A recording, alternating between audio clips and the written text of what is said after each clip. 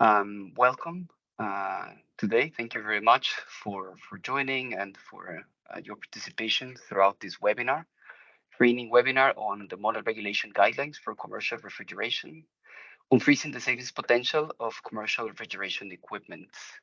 This is organized by the U4E, the UNEP U4E team, together with Berkeley and with the support of DEFRA, Clean Cooling Collaborative, Jeff, and with thanks to the participation from Alexandra from the government of Brazil and Isaac from UNIDO in Chile.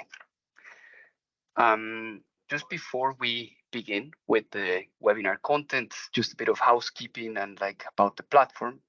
Most of you may be already familiar with Microsoft Teams and the webinar, but we will let you know that the webinar will be recorded, and by participating, you're giving your consent on this. You can write your comments if you have any comments or quick questions in the group chat for other members. You can raise your hand in the Q&A session that we will have after all the presentations if you want to make a direct intervention or question. But we encourage you throughout the webinar to write your questions about the presentations in the Q&A specific section that we have here and on the right side. And the window looks like this. So you can post your questions, and then when we get to the Q&A section, we will be able to answer. Just to make sure that you don't forget them on waiting until the end, you can start dropping them there. So today we'll have the pleasure to hear from the speakers on screen. We have Izzy McFarlane. She's an international cooling senior policy advisor. She works with the UN Montreal Protocol and the implementation of various official development assistance funds at the Department of Environment, Food and Rural Affairs of the UK. Prior to joining the UK government, Izzy was involved in waste analysis projects across the UK. We have Dr. Tao Wang, who is the China strategist at the Climate Works Foundation, where he advises the organization and its partners on climate and energy philanthropy in China. And Dr. Wang is also a guest lecturer at the Tsinghua University. We have Alexandra Maciel from the Ministry of Mines and Energy of Brazil. She coordinates energy efficiency projects at the Ministry of Mines and Energy in the Department of Information Studies and Energy Efficiency. She's graduated in architecture and urbanism from the University of Brasilia, master's degree and a PhD in civil engineering from the Federal University of Santa Catarina. We have Isaac Sáenz Alfaro, mechanical civil engineer from the University of Santiago, Chile, with experience in maintenance of refrigeration equipment and environmental conditioning, in design of closed refrigeration cabinets through a model of calculation and prediction of temperatures, and in the management of national and international standards for commercial refrigeration equipment. We have Nihar Shah, Dr. Nihar Shah, Presidential Director of the Global Cooling Efficiency Program at Lawrence Berkeley National Laboratory. He's leading researcher on alternative refrigerants and energy efficiency for heat ventilation and air conditioning and refrigeration equipment, including Berkeley's lab research in support of the Clean Cooling Collaborative in China, India, ASEAN, and various emerging economies. And last but not least, we have Brian Holley, who manages a diverse portfolio of refrigeration and air conditioning projects for UNEP's United for Efficiency initiative, accelerating the transition to energy efficient and climate-friendly solutions in emerging markets. With a team of over 20 experts and a multi-million-dollar portfolio, he is responsible for UNEP's delivery of the Africa Center of Excellence for Sustainable Cooling and Cold Chain, model regulation guidelines, development and deployment, sustainable procurement toolkit, and technical assistance, ECOWAS Refrigerators and Air Conditioners Initiative, and a variety of national projects. With that, I'd like to continue and just take you quickly through the agenda. We're now having the welcome housekeeping and speaker introductions. After that, we'll have the opening on improving energy efficiency and promoting refrigeration transition. Then Brian will take us through the U4E guidelines role, approach, and progress. Then Dr. Shah will take us on the commercial refrigeration equipment guidelines, content analysis, deeper dive. Dr. Maciel on Brazil's perspective on setting MEPs for commercial refrigeration equipment and leveraging the U4E guidelines. And then Mr. Sainz will take us on Chile's ongoing process on setting MEPs for commercial refrigeration equipment and leveraging the U4E guidelines. Myself, Marco Duran from U4E as well, will moderate the Q&A session after the presentations. And then we'll have closing reflections on next steps for the guidelines from Dr. Juan. With that, participants, I'll leave you with the opening by Easy. Thank you very much. Thank you, Marco, and good morning and afternoon to all on the call. So for those who are yet to meet me, I'm Izzy McFarlane, and I work in the Department for Environment, Food and Rural Affairs in the UK as a Senior Policy Advisor on Sustainable Cooling, as Marco just went through. So it's great to be able to see and speak to you all today about this exciting package of work, and I look forward to what I'm sure will be a very informative session from which I'm sure I will also learn a lot. So the UK have been working closely with U4E colleagues over the last 3 years to rapidly scale up our partnership and portfolio of activities, and we are very happy to continue to support this work on the model regulations. Improving energy efficiency and ensuring the co-benefits during the refrigerant transition is something these guidelines support, and it's really crucial for mitigating climate change and achieving sustainable development. This is, of course, important for climate. There's kind of no doubt about it, and I think that's something we're all clear about. However, with increasing energy costs, energy efficiency is now even more essential for us to be looking at. And in order to enhance energy security and reduce the economic burden of high electricity bills, which are affecting us all. The commercial refrigeration sector, which we'll be discussing today, is fundamental in this transition to energy efficient and climate friendly refrigeration. It's projected that by 2040, the electricity consumption for an ever-growing stock in these commercial refrigeration equipment will increase by nearly 40%, just further highlighting the importance of us addressing this today. Within the UK, we also see strong links between the model regulations being developed and the priorities being discussed under the Montreal Protocol. In particular, the synergies which I've just mentioned about the HFC phase down and the improvements in energy efficiency of cooling equipment. And this is something which the Energy Efficiency Task Force of the Montreal Protocol have cited as good examples of best practice in this respect, and have specifically highlighted these model regulations, which we're talking about today.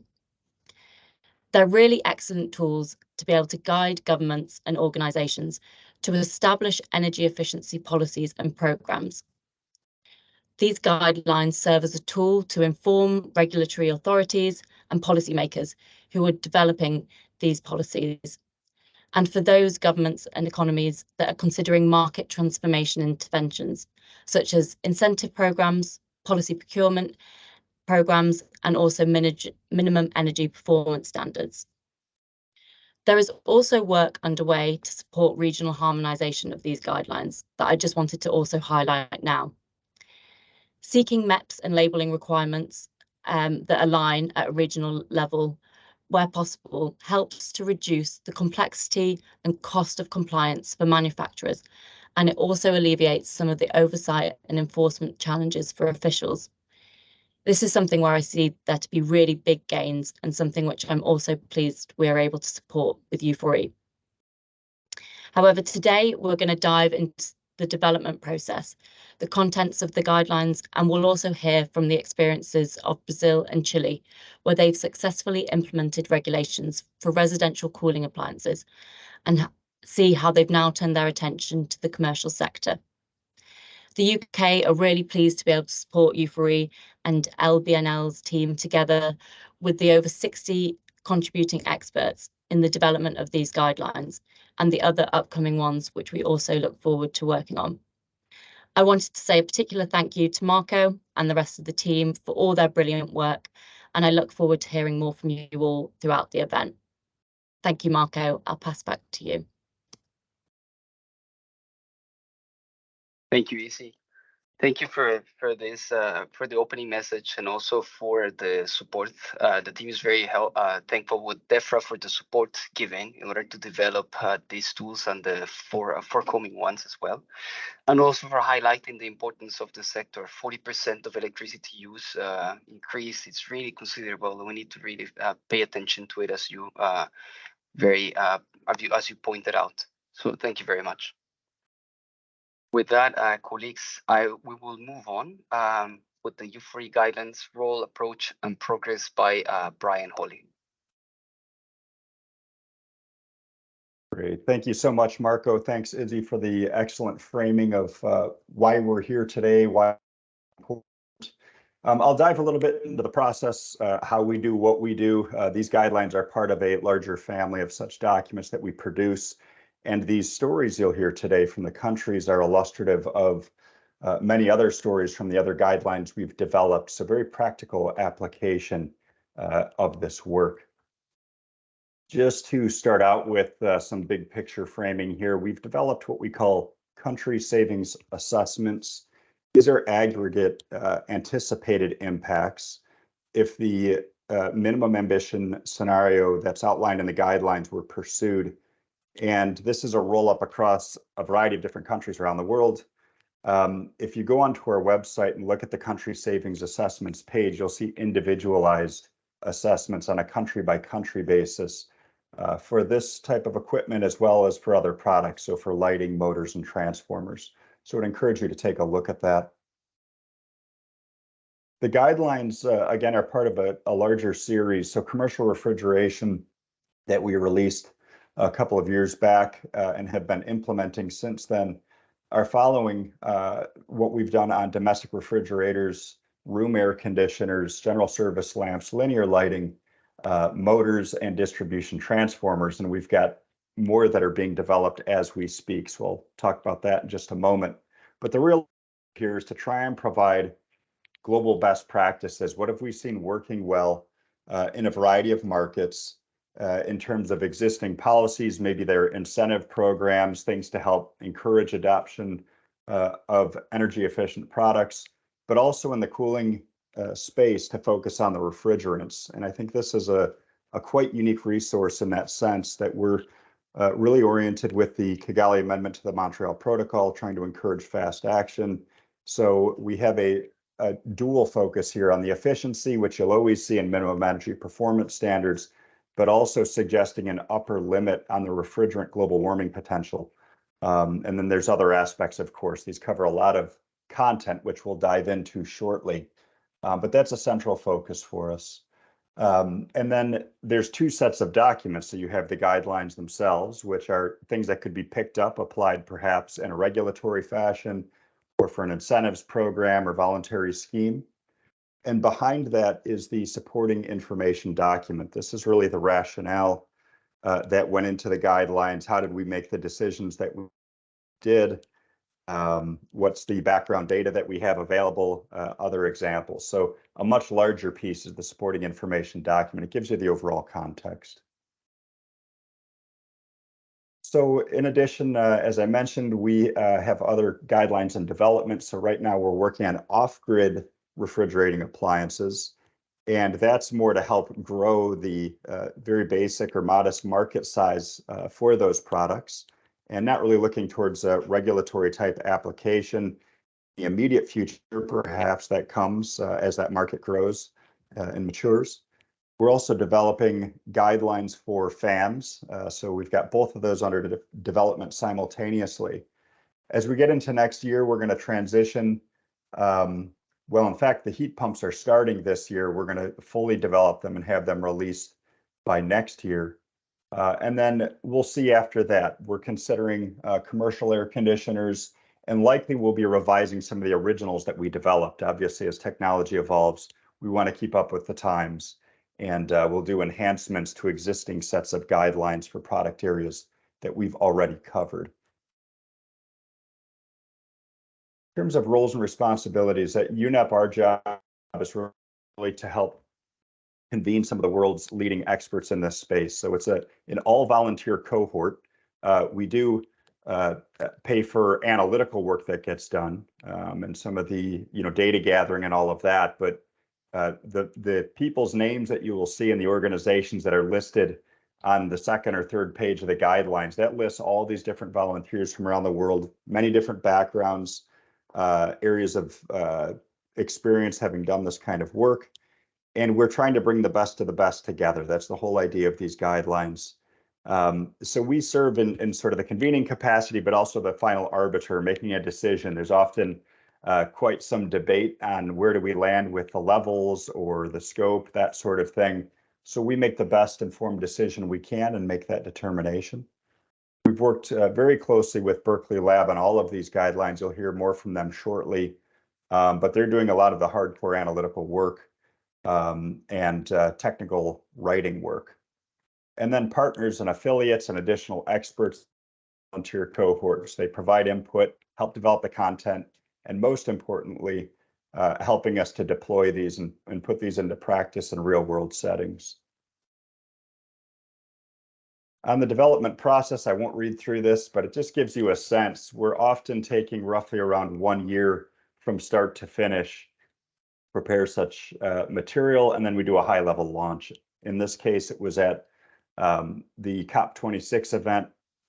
There'll be a big flag announcement, ceremonial type event, and then we do these webinars. And then I think the real exciting part after that again is national projects, or it could be focused on a particular city, that sort of thing, where we put these into practice. So with that, I thank you and looking forward to the discussion. And again, just a reminder, you can send comments and questions in the chat box throughout, and then we'll have a Q&A at the end of the all of the speakers. Thank you. Thank you very much, Brian and colleagues. I'll give the floor now to Dr. Shah on the deeper dive on this tool. Thank you. Nihar.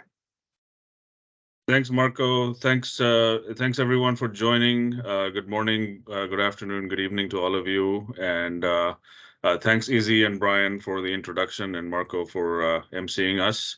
And yeah, today, so my name is Nihar Shah. I'm with Lawrence Berkeley National Lab. And today we're going to go through a little bit of the commercial refrigeration equipment model regulation guidelines, the content and analysis. And then I'll also talk a little bit about application of this in work that we're doing in Chile, and you'll hear more about that as well from our country representatives as well. So a little bit about Lawrence Berkeley Lab. We're managed by the University of California for the United States Department of Energy. We're dedicated to solving the most pressing scientific problems facing humanity. We have quite a few decades of work internationally on clean energy and climate policy, appliances, buildings, transport, etc., air quality, and a significant focus on energy efficiency. In fact, the U.S. Appliance Standards Program was actually born through work that happened at Berkeley Lab, and we still support them on energy efficiency standards and labeling programs.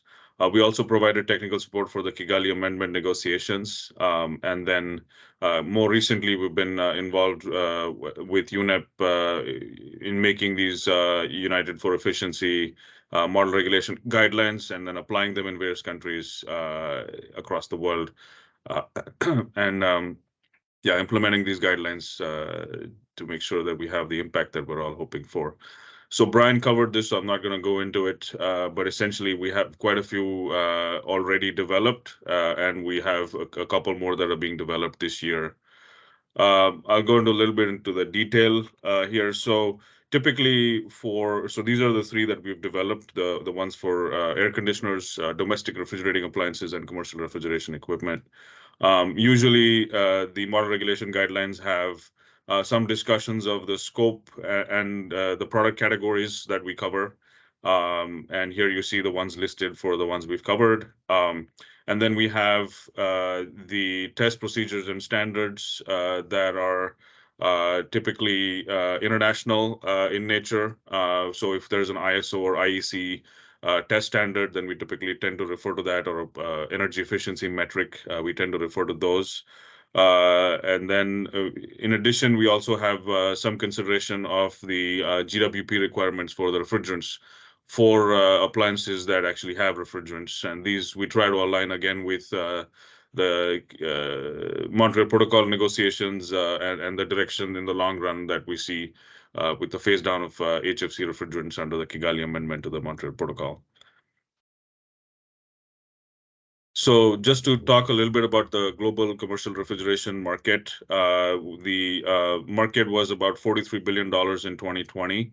And North America is the largest market in the world, as you see on the bottom right. But Asia, so Europe is pretty big as well. And then Asia has been increasing more recently with China and India dominating. And then in terms of the type, it typically refers to non-domestic, so non-household refrigeration equipment used in retail and food service sectors for the storage of foodstuff.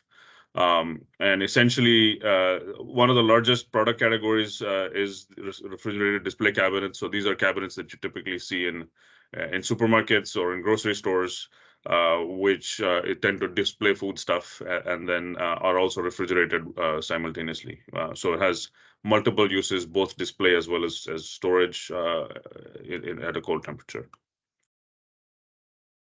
So in terms of energy consumption, we looked at quite a few markets as we do typically for every product. So in China, of the 29 cooling products analyzed, this is data that we found from Energy Foundation China. Commercial refrigeration cabinets with integral condensing units were estimated to account for about 11% of the total cooling energy consumption in 2019. And so these refrigerated cabinets with integral condensing units are essentially the largest among the commercial refrigeration, and they were identified to have the third largest energy savings potential among key cooling products after room air conditioners and variable refrigerant flow. So these are multi-split air conditioning units. And so that's part of the reason why we focused on this, is we try to get to the highest energy consuming appliances earlier on. And then, of course, you see various of the other commercial refrigeration equipment that are also covered by these, which are smaller in terms of savings, but also significant. So here you see, again, I'm not going to belabor all of the different product categories. Commercial refrigeration equipment covers a range, but just for you to kind of understand how these look, on the right, you see various different configurations. So typically there's a question about whether they're display or whether they're storage. And that again has both implications in terms of how the product is built, as well as energy savings implications, because transparent or open doors typically lead to more energy loss, and so tend to have lower requirements in terms of energy efficiency. Then you also have the question about whether the condensing part, so whether the compressor, etc., are integral to the unit or whether they're separately located. And that has implications both in terms of energy consumption and then also in terms of the refrigerant used. Typically, integral units tend to be able to go lower in terms of GWP because they tend to have less leakage and therefore less risk in terms of flammability. Then you have the question about whether the service compartment, so whether or not you have frozen food, so the level of and the temperature level to which the cabinet needs to go, and so whether it's just chilled food or whether it's needs to be frozen if there's some meat or ice cream and such uses. And so again, those are also ways that the product categories are split, and these vary across different countries.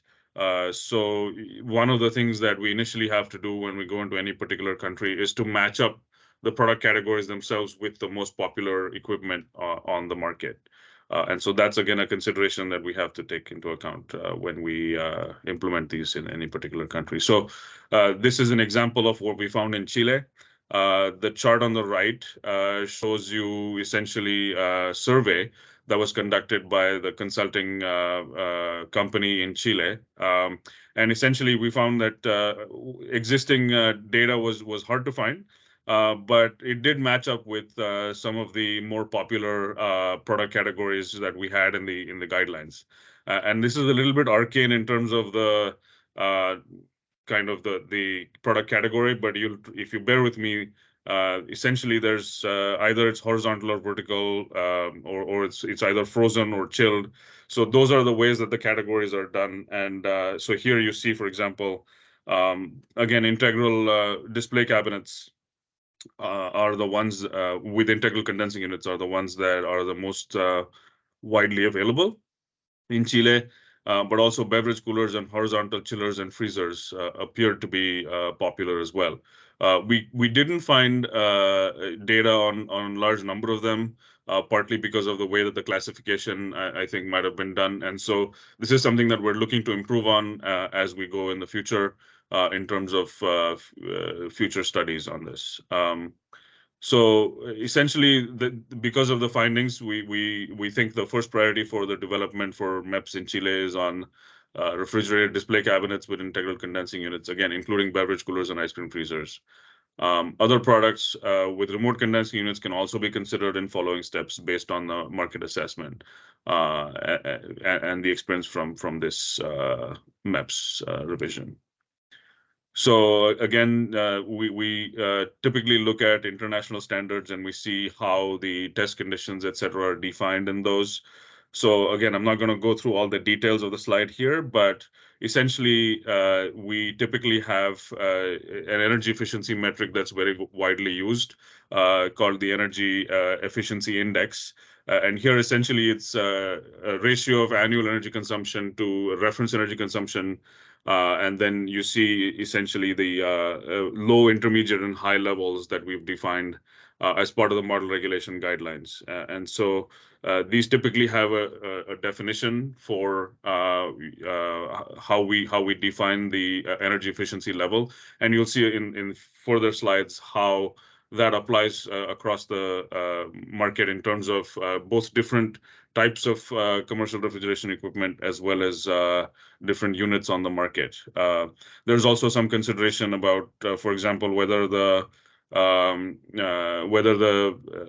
food compartment is chilled or frozen. So then the test standard has to take that into account in terms of also the way that it's in terms of the test standard, the way that it's tested, and the testing requirements also in terms of the labs, et cetera, that might be needed to actually enforce the standard. So that's another consideration that countries have to look at to check whether or not such kind of third-party testing might be available and whether that can actually be implemented when these standards are put in place. Just a little comment also on the energy efficiency levels that we considered. So typically when we develop these, we also look at some of the larger markets. So you remember North America and Europe were among the larger markets, which tend to then drive both the energy efficiency levels and technologies that are available on the market, as well as the costs that are available. And so typically whenever we do these for any particular appliance, we look at the larger markets. So here we've looked at, again, the US, EU, China, et cetera. And here you see a comparison of the MEPS. This is, again, for illustrative purposes, but essentially you can see that, for example, the low level of the minimum standards is somewhat aligned with the Australia and EU model regulation guidelines, kind of aligned with the MEPS levels in those countries for refrigerated display cabinets and for beverage coolers. And the high levels are actually mapping onto the EU 2023 and the US 2017 minimum standards for closed cabinets. And part of there's a little bit of a difference in the way that some of these countries are looking at these. So, for example, in the US and I believe in China, there is not necessarily as much of there is more of a distinction between the energy efficiency levels that are considered for either horizontal or vertical, or whether the product has a closed door or a solid door, or whether it's open. And there's different energy efficiency levels. In other words, the equipment that either has a transparent door or is vertical would end up losing more energy in terms of heat loss. And so the minimum standard tends to be less stringent or higher. while when it's either horizontal or there's a door or it's solid, the door is solid, the energy consumption tends to be, so the energy loss is lower.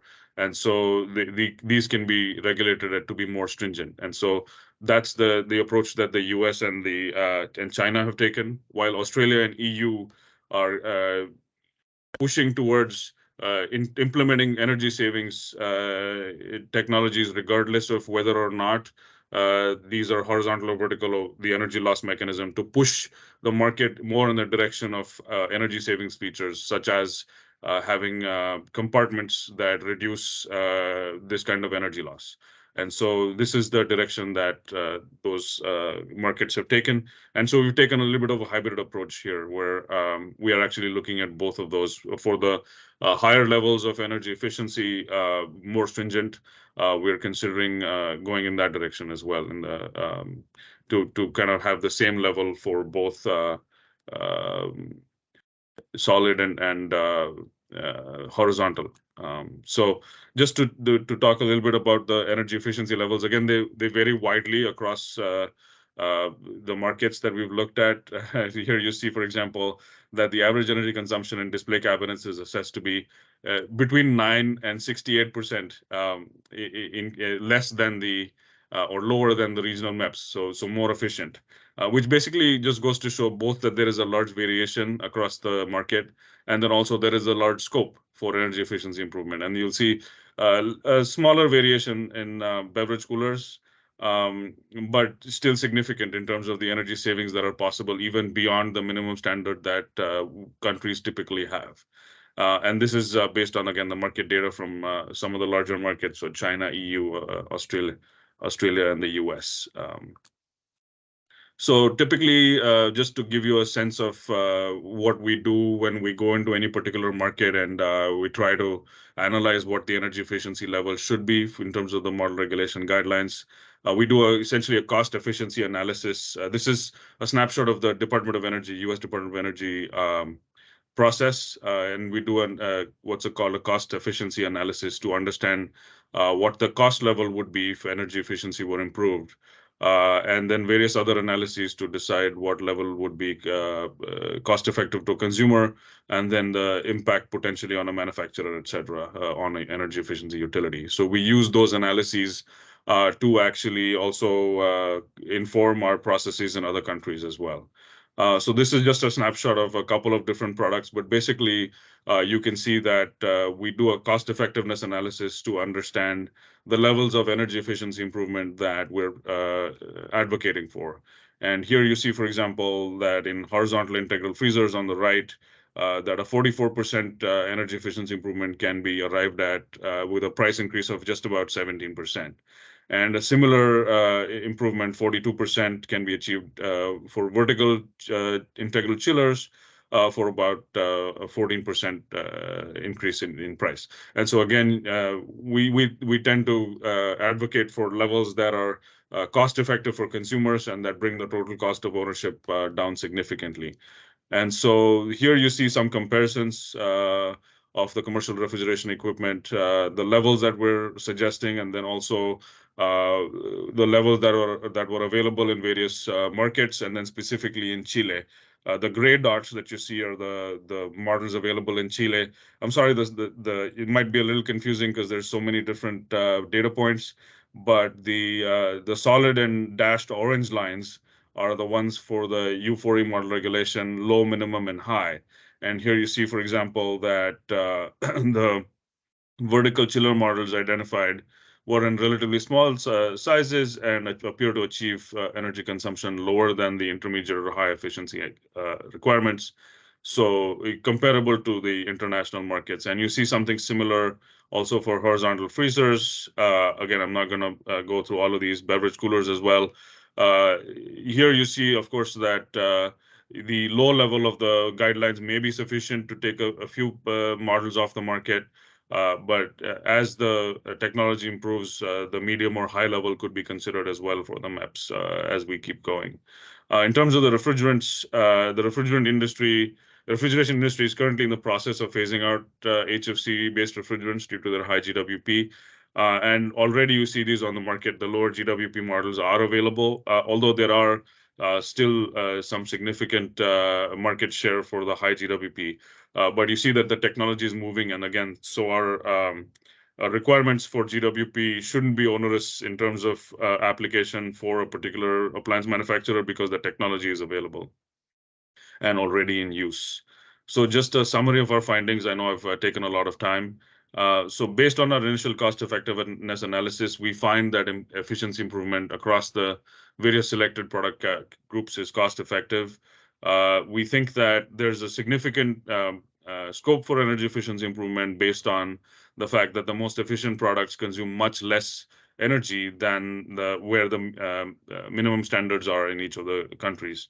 While the market data for Chile is not fully available, but it seems that the refrigerated display cabinet appear to achieve the energy consumption below the guidelines on par with similar products in Australia and EU. And we think that our cost effectiveness, cost efficiency results indicate that there's a great opportunity to improve commercial refrigeration efficiency using cost-effective technologies. So with some improvement in the MEPS levels and potentially some incentives, I think that the consumers wouldn't have too high a cost burden to bear, and potentially, in fact, much lower costs over the life cycle of the appliance. So we've made some initial recommendations, including kind of trying to match up where the model regulation guidelines levels are for each category, and they're somewhat different. So for example, for beverage coolers, we might suggest a more stringent requirement, given that the market is already past the minimum level. And so I'll stop there. If you have any questions, feel free to contact us. Our contact information is available, and I'll hand it back to Marco for the next step. Thank you very much, Nihar, for providing an overview of the analysis and also what we found in terms of markets. And it's good to see that we're still within the right levels of energy efficiency from what was proposed, and that these levels are achievable by the countries. And we're encouraged, of course, to use the tool. Just before we move to the next presentation, I wanted to remind you that the model regulation guidelines are available at the U4E website. These are public and freely accessible. And just one item is that we are updating the commercial refrigeration ones because there was the new standard, the ISO new standard for beverage cabinets. So we're just tweaking a couple of details. This will be online by the end of the week. But what Nihar presented is already updated. So it will not change anything drastically. It's a minor update, just to keep everyone informed on that. And now we will move on to Brazil's perspective on setting MEPS for commercial refrigeration equipment and leveraging the U4E guidelines by Alexandra Maciel. The floor, Alexandra. Thank you. Thank you, Marco. I'm going to try this controlling here. Mm-hmm. Let's see, it's going to work. Yes, you Okay. can move your slides now. Okay.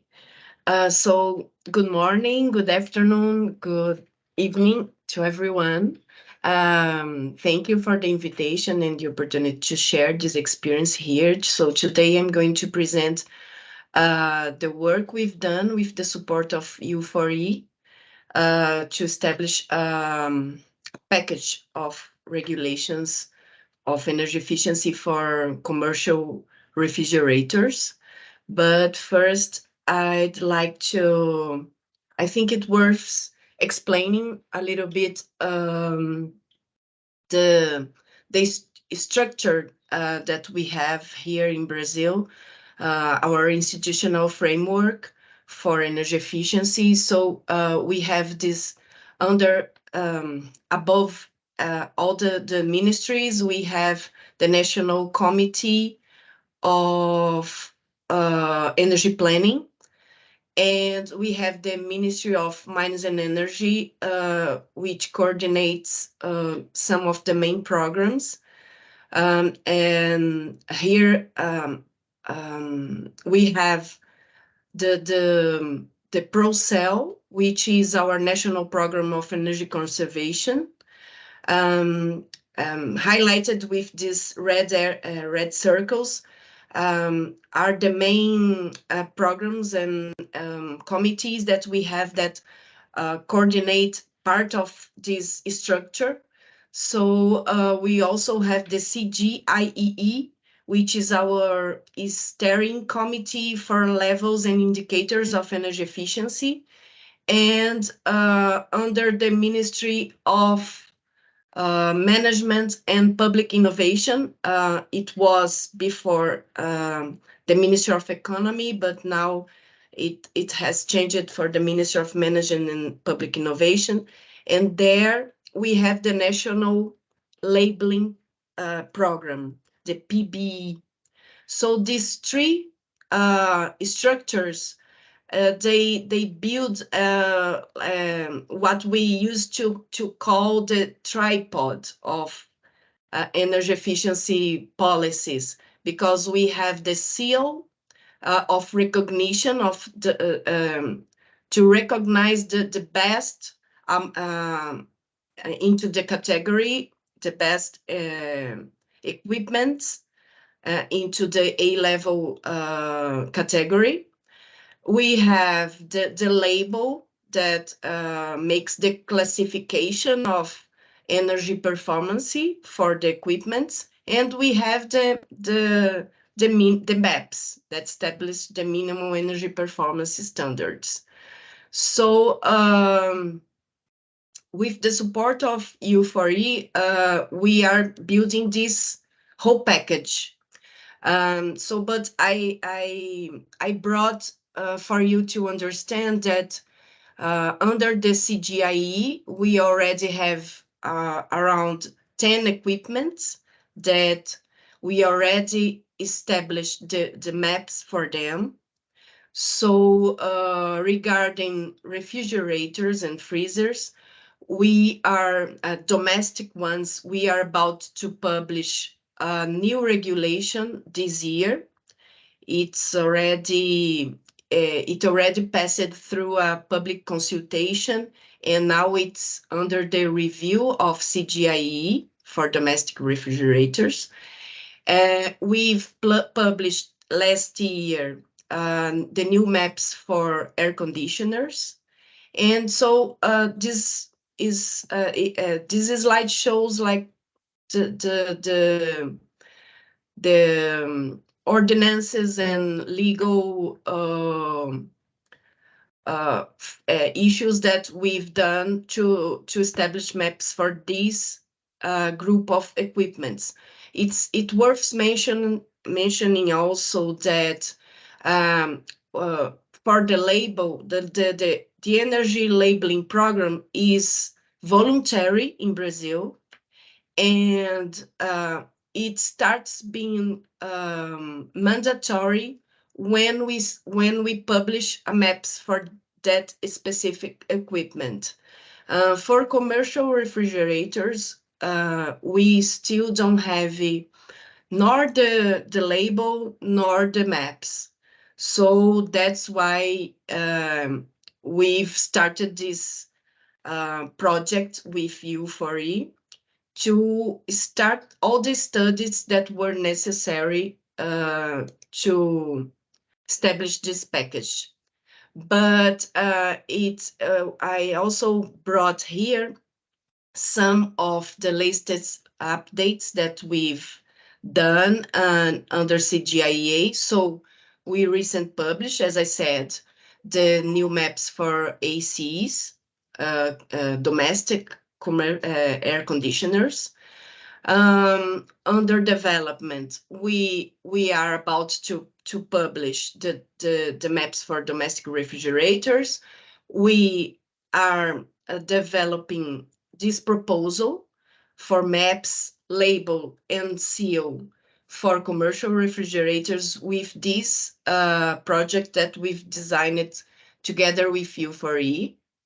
And we also have a cooperation with CLASP and ProCell to develop a tool So it's a tool specific for Brazil to support us on identify the priorities to for the equipments that we are going to work with. And one thing that's in our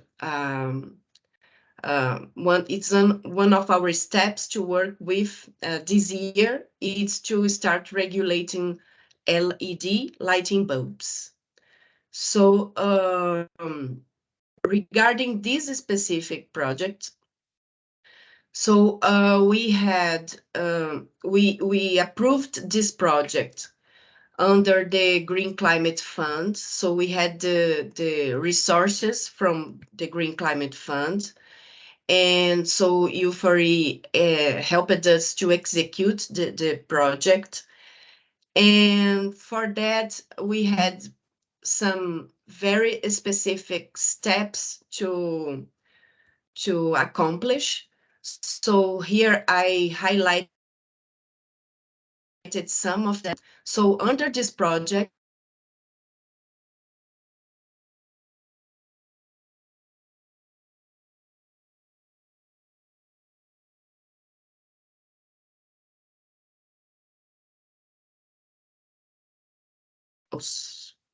are you hearing me? I think I had some problems with my connection, but I think it's okay We now. lost you for a few seconds, We but can it's hear okay you now. Thank you. Yes. Okay. And so we've developed a national market assessment and a study of international best practices to develop specific technical recommendations for the implementation of maps, labels, and performance seals for commercial refrigerators. We've designed a capacity building and a training for stakeholders, build capacity for effective market surveillance. So it was made together with our National Institute of Metrology, which is in charge of our national labeling program, because they are also in charge of this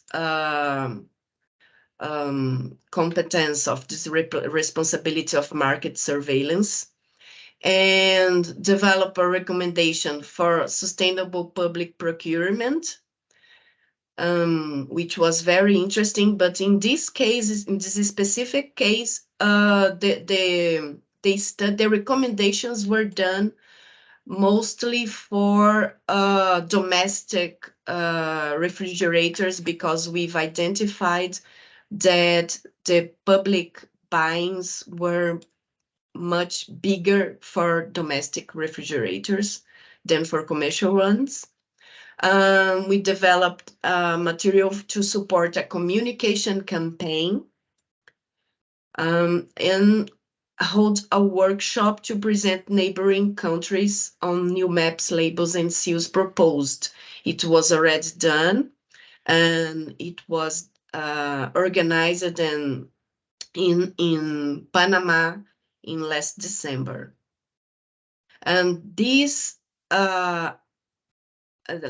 list on the right side of the slide is the list of the members of the policy working group that we've organized with all the main manufacturers of commercial refrigerators we have in Brazil, but not only them. So here in this list, we also have the main stakeholders, the representatives from the energy sector as well. So we have the energy research companies, we have the main performance test laboratories, we have the regulatory agency. So all these institutions participated very actively on the discussions, and it was very, very strategic. It was one of the main findings of our work together with U4E, was how useful was to establish this kind of group to discuss all the studies that we were doing, because the engagement of these institutions is very, very important to achieve the goals that we want to achieve. So they showed a very strong commitment with the establishment of these model regulations. They are very engaged. Actually, we have some of them today with us here, and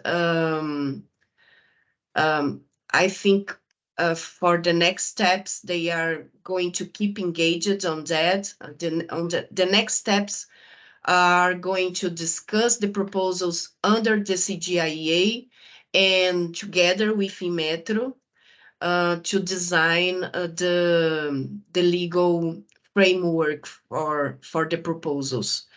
And I'd like to show you the website that we've built with all the reports that were designed with the support of U4E.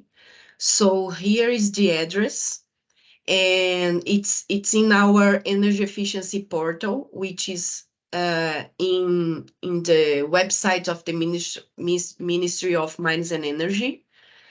So here, if you want to download the reports that bring all the recommendations and established levels that we proposed under this study, they are all here, and you can have the opportunity to know the proposal in more detail. So considering what we've proposed, we can already say that it's going to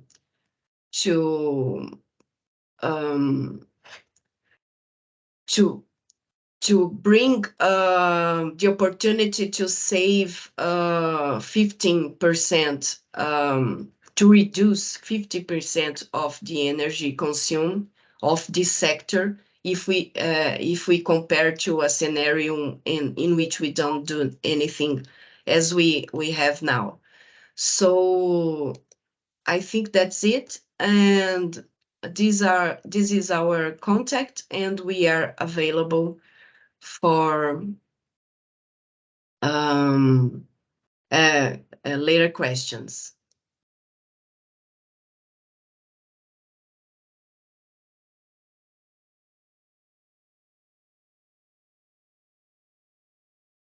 Thank you very much, Dr. Maciel.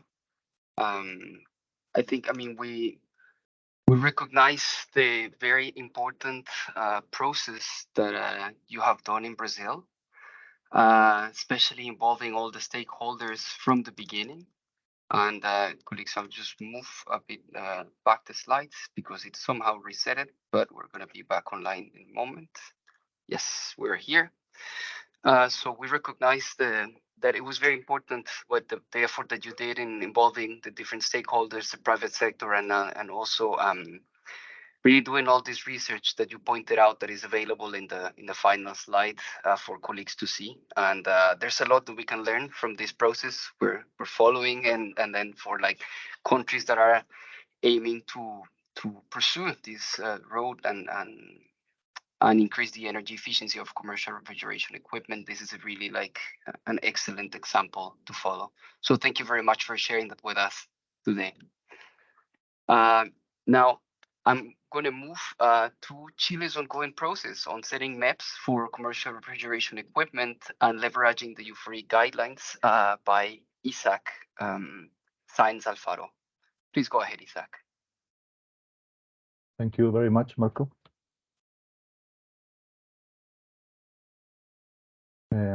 Can you hear me? Yes, we can hear you well.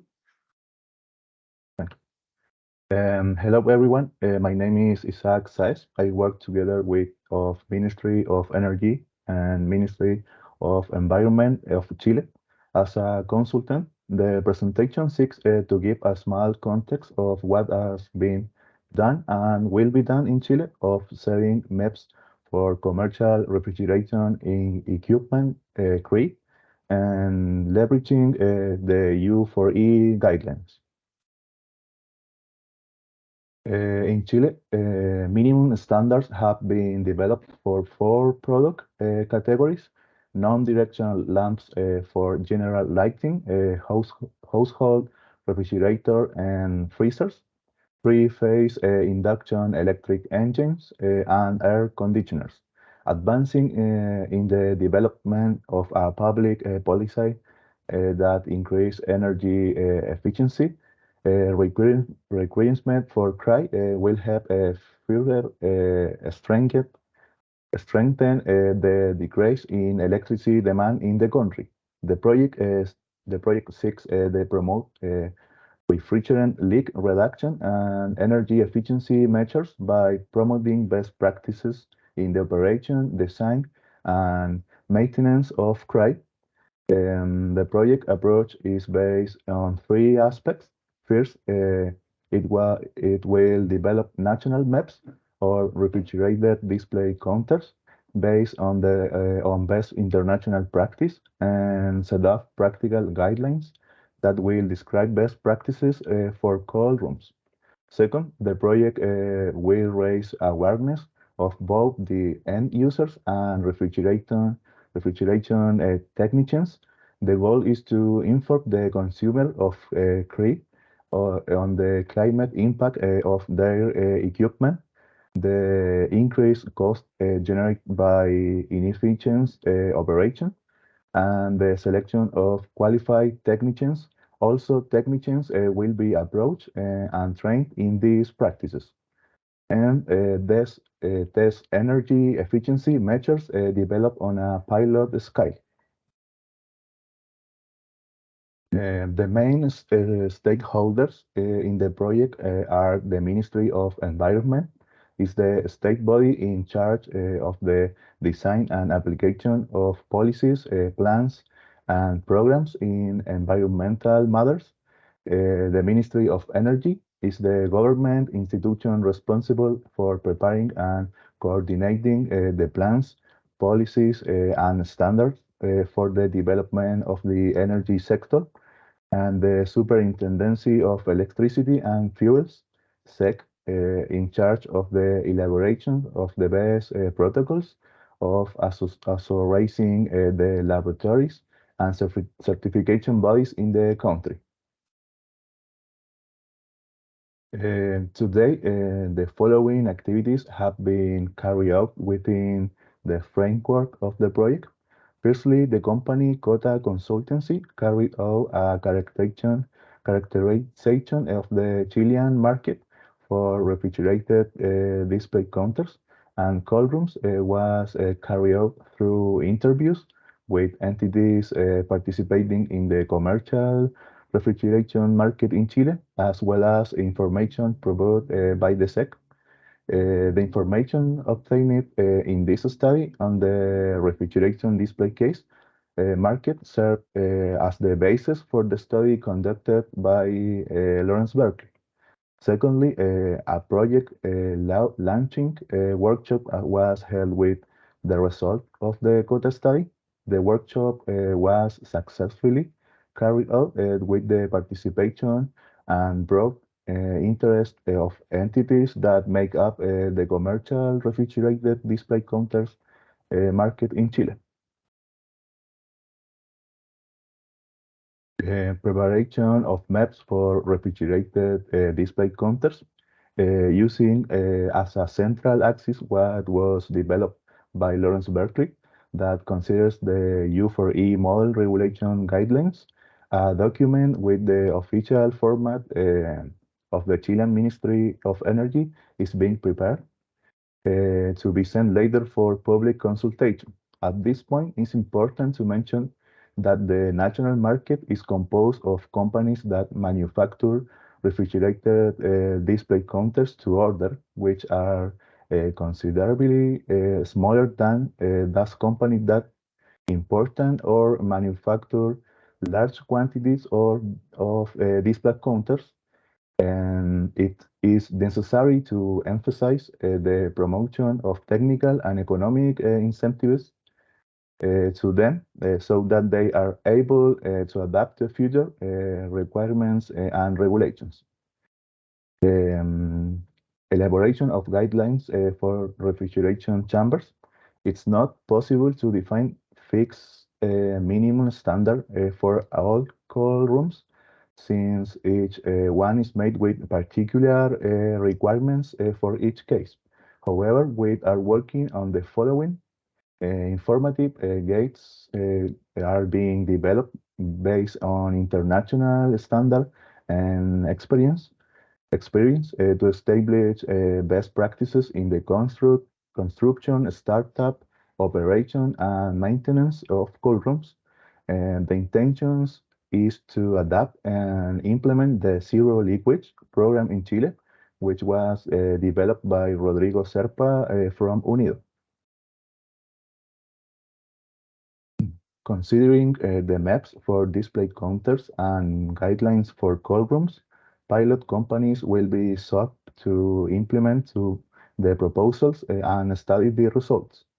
For this, the following will be considered: informative workshops and face-to-face or video call interviews are being arranged with entities participating in the national commercial refrigeration market. The objective of these workshops is to raise awareness participants on the progress and proposals today, while beginning to select potential candidates for the pilot project. The selection criteria for the pilot companies will be defined once the pilots are selected. Improvements related to technologies, efficient methods of use, best practice, among others, will be applied and the cases will be studied. With respect to short-term actions, the following are considered: continue discussing the results obtained by Lawrence Berkeley in relation to maps and the recommendation they provide in the same document. For example, adapt the Chilean refrigeration equipment regulations to the latest versions or update the equipment database by adding the types of products or refrigerant used for each model. So it is deemed appropriate to organize meeting with the SEC to study the feasibility of this. Final finalize guidelines on good practice in cool rooms and organize discussion workshops with relevant entities such as the Chilean Chamber of Refrigeration. Start with a workshop to promote the proposals and identify the 4 pilot projects to demonstrate the application of guidelines in 2 cold rooms and the minimum standard in 2 refrigerated counters. Finally, I would like to emphasize the importance of using these tools to improve energy efficiency. And in Chile, we are eager to move forward and implement this proposal presented and continue working together. Thank you very much for your attention.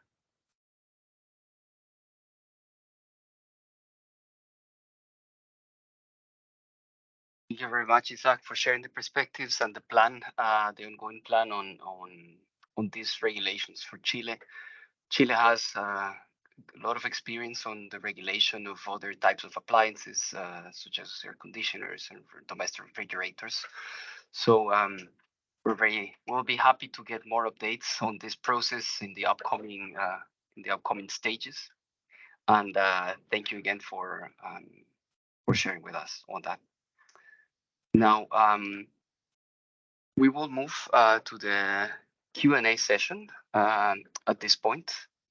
So as we will take questions, we don't have yet any questions in the Q&A box, but we can also take questions by raising your hand. if somebody would like to ask something. We can also we can enable the microphone for that to happen as well. Thank you.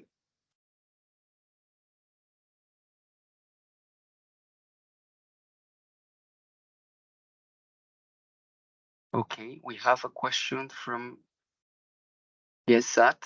Let me allow it. The microphone. I think you can use your microphone now, Yesat.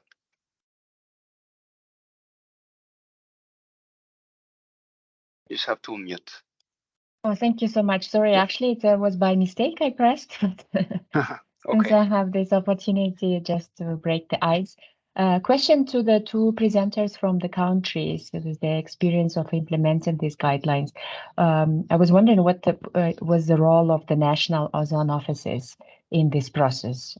Like what specifically are they the ones who spearheaded this process, requested this process to be implemented, and also, if possible, to share some estimates of the costs that this project entail at the country level. Thank you.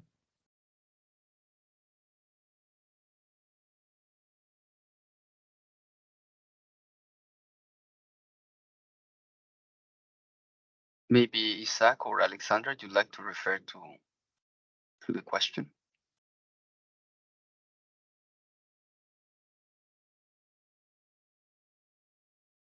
For Chile, we may also have the ozone officer actually online. Maybe, I'm not 100% sure, but could check.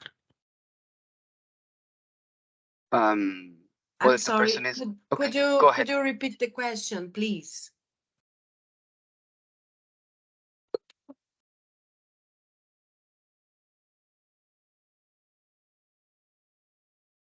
Should I do it, if you Marco? could- Yeah. Yes, please, please go ahead. So thank you, Alexandra. I was wondering what was the role of the National Ozone Office in this process. Are they the ones who commissioned maybe this process, and also the cost that this project might have costed to the government? Thank you. Okay. We have the National Policy of Energy Conservation, which is the law 10245 of 2001. And because of this law, the Ministry of Mines and Energy is in charge of establishing maps for equipments and coordinating the CGIE, which is our steering committee to establish these minimum levels of energy performance. And because of this whole, we've designed this proposal for the Green Climate Fund to support the studies. And so with the result of this project, we are finishing the regulatory impact analysis, which is compulsory for us. It's mandatory. So every time you establish any kind of regulation for equipments that have any kind of impact in the economy, it's mandatory to design an regulatory impact analysis. And so we are finishing the steps for this. And we are, so in this case, we are in charge of presenting these under public consultation and articulating the designing of the label with the Ministry of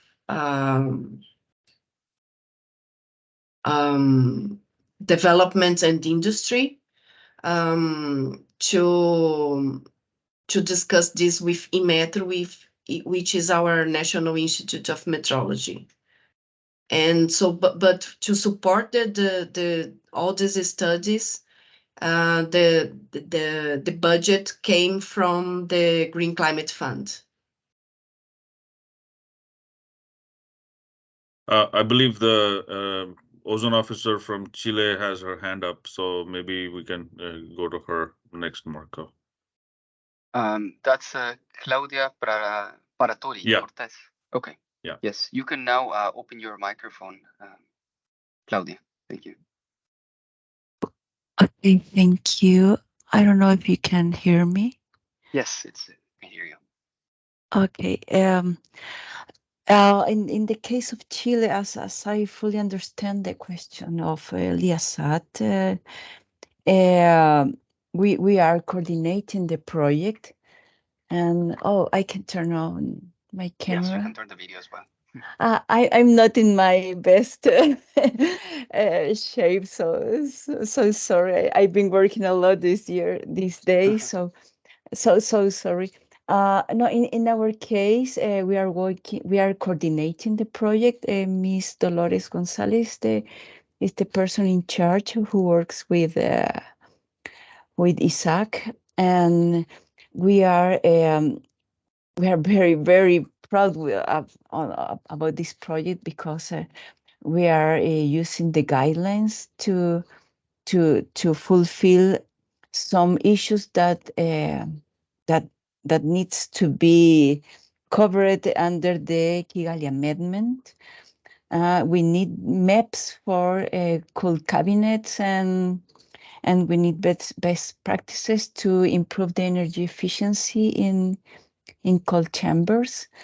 So I don't know if I don't know if I've fully respond this question. I think there was And, also a question, just a quick, I think there was a question also on the cost, whether it's, I don't know if it's uniform across all countries, but the cost for doing this kind of thing. Yeah, if you could say something about that. Okay. There is we have the government has an in-kind cost, which is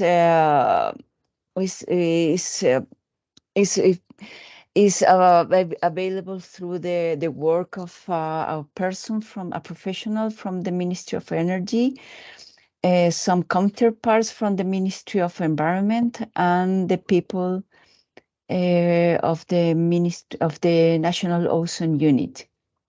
And the other part is funded by Clean Cooling Collaborative, new KSEP.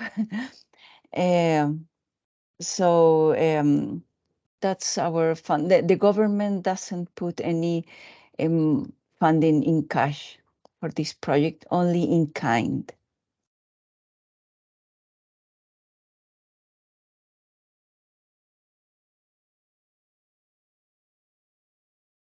Okay, thank I you. don't know Thank you if you very need much. more. Yeah. Okay, thank you. Yes, thank you really very much also for answering. I think that was very insightful on the whole process and on how the guidelines are being used. And colleagues, I believe we have one question in the chat. Nihar, I'm not sure if you've seen it already, but it says, have you developed maps that include regulations for refrigerators with HC charges greater than 150 grams? Yeah. I don't know what you can say about it. And then if you can explain the difference in the test methods of the open cabinets versus the closed cabinets. Yeah, thanks for that question. So I'll take the first one. Typically, these model regulation guidelines we've developed, you can also apply them, each piece on its own. So, for example, some countries might only find the discussion on test methods and efficiency metrics useful. Other countries might only find the level of, not necessarily the level of minimum standard, but maybe only the top level of the label that they need to revise or change maybe the procurement specification. So they might only take that part. So similarly, some countries might apply the low GWP refrigerant limit. Some countries might do that a little bit later. And so I think we've not necessarily developed model regulations specifically for countries, that are wanting to do, refrigerant charge above 150 grams. But there are countries potentially that might have just taken the energy part of what we did, the minimum standard, et cetera, and not necessarily applied the requirements for the low GWP side. So that's one part. The other part I would say is, across the world, more or less, many of the refrigeration applications that have essentially integrated units where the assembly is not on site. Essentially, it's one unit coming from the factory. Those tend to have smaller charges, and many of those already have, like you saw, for example, in the example from Chile that I showed. Again, there are on the market, there are flammable refrigerants R290 and R600A that are also widely deployed and with charges below 150 grams typically. So I think that the technology is available, the refrigerants are available, the manufacturers are making these units available. So there shouldn't be really a problem. I think it's more a question about the timeline when the refrigerant requirements are actually applied. And some countries might decide to do that a little bit later, depending on their domestic considerations. In terms of the test methods for open and closed, I can't go into the details right now. We don't have enough time. But essentially, the test methods are going to be very similar for open versus closed. It's just a question of, the minimum standard might be different. But otherwise, they're largely very similar. And then usually the differences tend to be whether it's chilled or frozen, then the level of the temperature that we're testing to, tends to be different. And then also when it's, again, chilled versus frozen, they'll usually have the packets that are put in the cabinets can be different to simulate different types of food. So those are typically where the larger differences are. Otherwise, the test methods are actually very similar. So thank you.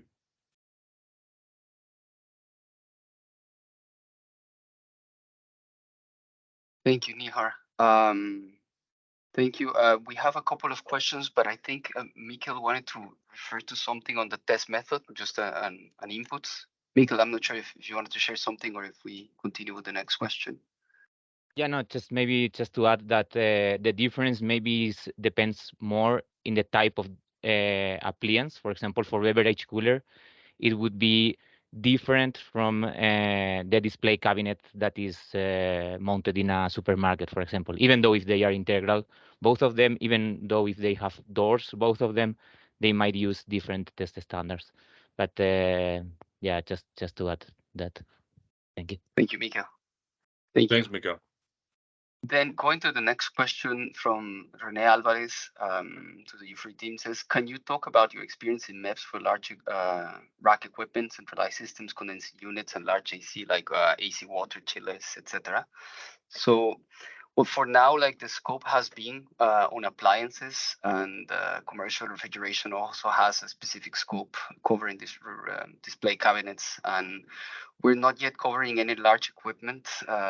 One of the products that we are looking into, it's commercial air conditioners, not on the refrigeration side, but like bigger equipment in that sense. But yeah, maybe Brian can elaborate a bit more on the scope. Thanks. Thank you, Marco. Yeah, just to mention that we've got some work in Morocco, Egypt, a bit with Ghana on sustainable public procurement. And in the case of Morocco, it's with SIE, sort of a super ESCO, and looking at holistic building solutions. So that goes beyond the typical scope of, say, the guidelines and gets at the entire set of considerations. If we can make multiple interventions, you can typically do it more cost effectively. So we could talk a little bit more offline. We haven't published anything on that yet. In fact, the collaboration is still underway. So for the purposes of guidelines, Marco, you captured it perfectly well there. When it comes to our delivery in countries on projects, we tend to be a bit more comprehensive. Thanks. Okay, and colleagues, we have a hand up from Somjit Moenjai. Is it an intervention related to this, or is it another question? Just to, if not, we queue it up after. You can enable your microphone now, Somjit. Thank you. No, it's okay. Okay, so it's a question for after. Okay, Marco, if I can just come in also, and just ahead. to say that, yeah, for commercial air conditioning, as Brian said, these are envisaged a little bit later. probably in 2024. But we did do, and we'll probably use that experience to build on in the model regulation guidelines. We did do and recommend a minimum standard for variable refrigerant flow and mini split air conditioners, I think last year or maybe the year before in China, which again, we're going to potentially use as input into the process for U4E next year. So that'll be a place to start from. And if you have questions, we're happy to address those. Thanks. Thank you very much. Okay, so moving to the next question, Somjit, just to confirm, do you have a question you'd like to ask to the colleagues?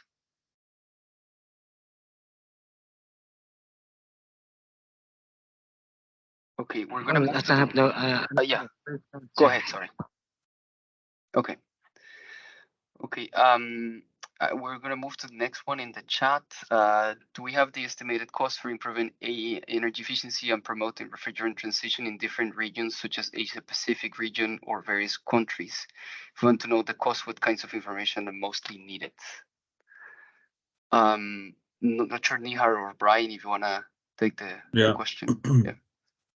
I can take it, and maybe Brian can add if necessary. So in terms of the estimated cost for efficiency improvement in various countries, we typically, in the supplementary information documents in the model regulation guidelines on the website, we typically have some initial information that's drawn from other projects that we've done, or might be drawn from the U.S. Department of Energy's minimum standards process, and then translated for different countries. So those are typically available. Those are just the cost of efficiency improvement, not necessarily the cost of refrigerant transition. The cost of refrigerant transition, you'll find projects proposed in the Montreal Protocol process, and a lot of information on those specifically in different countries and regions in the CFC management plans and the Kigali implementation plans, et cetera, that are coming in, as well as the XCOM documents. So you can find those.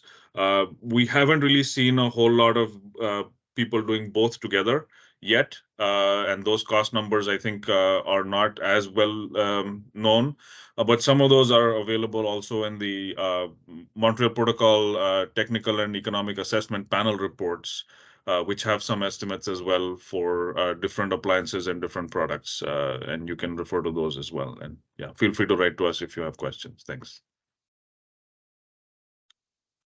Yeah. There, Nihar, I would just say when it comes to tools and looking at things like the longer term transition on efficiency refrigerants across many product areas, I'd call your attention to the HFC Outlook tool, a very sophisticated tool. It's been built sample countries and different regions around the world, and that shows across, I think it's almost 50 different product areas that use refrigerants. So not so much getting at cost. You can make various assumptions with that tool and see how that plays out over time, depending on the refrigerant mix, efficiency mix, and so forth. Thank you.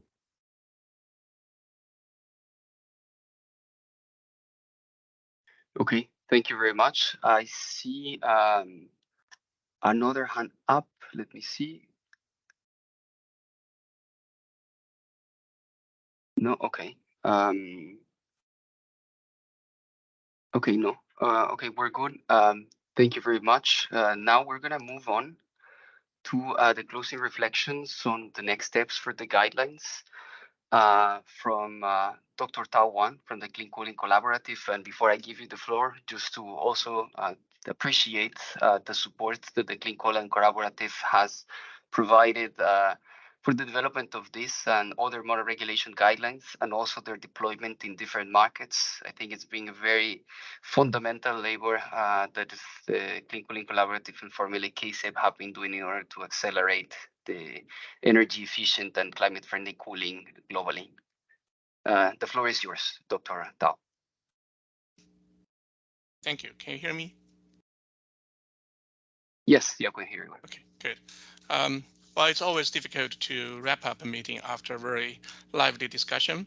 And also I'm in place of my colleague, Mirka Delacava today, who is unfortunately unavailable to join this webinar due to health issue, but hope she will recover very soon. But we have learned so much from this very productive discussion and also all the presentations from experts.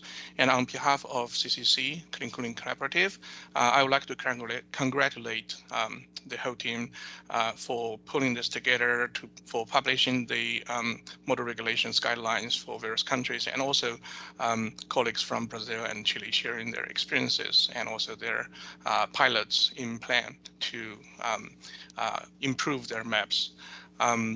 It's very important for us to, the owner is ours, and I think it's important for us to know the program is going well and also see the implications in places. And we all know that the model regulation has been a very important tool for helping the emerging economies and developing countries to develop their maps on various products, and it's very helpful to have the model regulations providing the similar tested result and also uniformed testing standards for countries and regions, so they will be able to reduce the cost and also to learn from each other, and most importantly, I think, to reduce the cost of compliance of the manufacturers when they have seen the targets. And we really appreciate U4E and the teams spearheading this work, and also the countries and adopting this approach. And CCC is very proud of this current result of the work.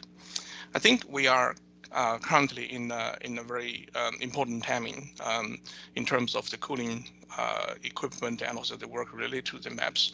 We just recently witnessed so much of the record-breaking temperatures across the world in both regional, national, and even global levels. The demand for cooling is bound to surge in the next few years and decades to come, and we probably will see much of that growth from the developing countries. And the choice of their purchase of the cooling equipment, both in terms of performance of their efficiency as well as the choice of refrigerant, would have long-lasting and profound impact on the climate change campaign, our fight in addressing climate change. And it's important for us to provide the tools and also to raise the standards of the choices available to various markets and ensure that we can unlock the potential savings and also benefits, savings both to the owners and also the communities, but also the benefits to the global community in terms of fighting climate change. I have learned so much in this workshop, and I think there are a few areas that I would like to stress on as potential collaborations and also works going forward, and also to hear your feedbacks going forward, how we can do this better. The first is, I think we all know that maps could be a very powerful tool for raising the standards, and we have seen that successful cases in many other sectors and products, and also most recently seeing that in the room AC market in China after the maps improvement. But this is also a very strong tool, if you like. It could be providing clear direction for where we're going, where the products need to be, but also to raising the floor of the minimum where the market entry for the products to be available to the consumers.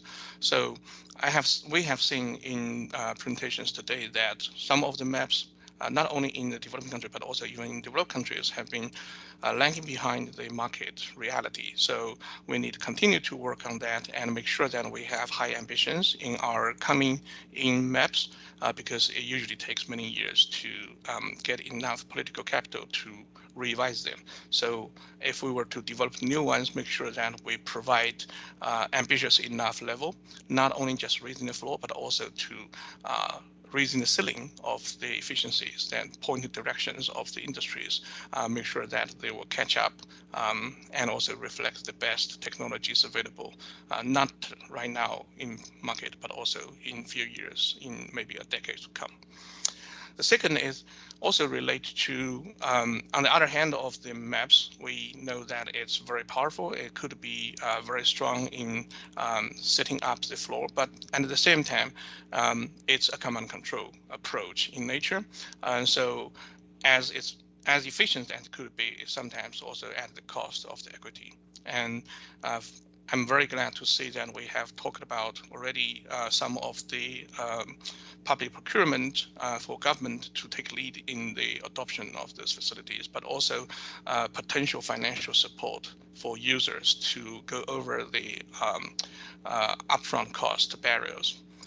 It's important to realize that in many of the emerging economy and also developing countries, the commercial refrigerator is not only just cooling equipment of its own, it's also a very important assets, not only to, for example, the small business, but also for the communities. It could provide very important business and livelihood for the community, and also not only reducing the food waste, but also saving the cost of the communities facing the ever increasing heat waves and extreme weathers and high temperatures.